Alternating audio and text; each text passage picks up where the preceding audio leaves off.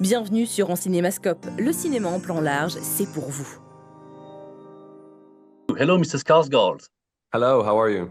I'm good, thank you. How about you? Good, thank you.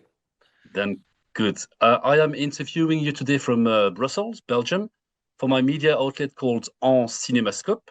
I first want to thank you for Dead Man's Wire. Thank you. Sir, Dead Man's Wire, it's like a punch to the chest. What parts of this role scared you the most and made you take it anyway? Um, um, yeah, I think the first of all, when Gus Van Sant wants you or approaches you with something, you take it very seriously. So I was very flattered and excited by just the consideration. And then I read the script and I thought the story was incredible and it's such a great character. But what really threw me off with it was the real guy who I was like, I don't look anything like this guy.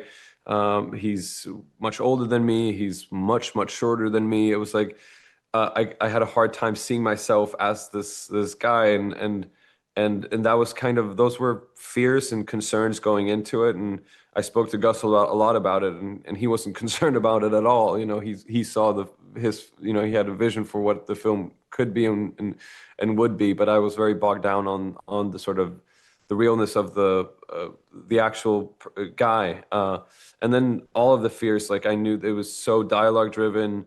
He has a very sort of particular way of speaking, and it's all in sort of it's very sort of a localized story set in Indianapolis in the 70s, and so the concerns were, can I make a believable performance as a Swedish man?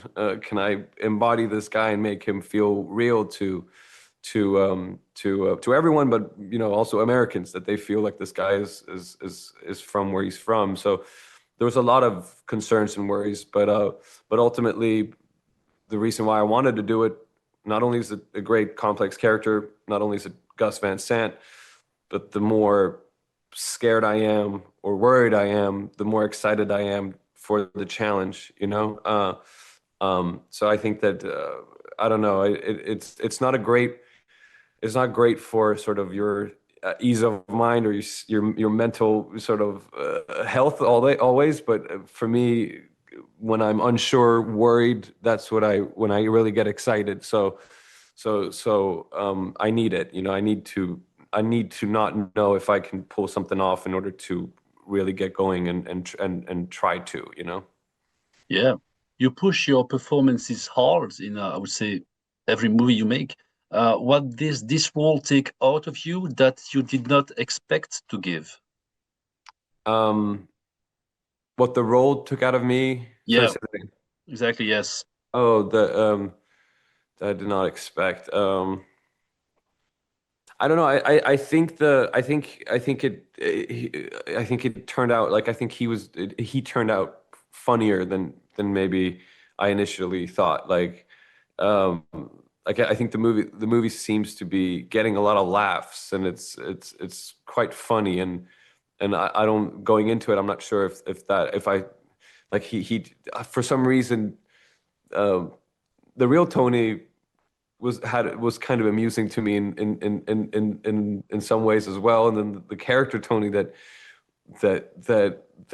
we made really started to amuse me. So there was something bizarre and funny about it, and it was in the script. There was funny elements, but I think that kind of surprised me, and in terms of how it evolved in a way.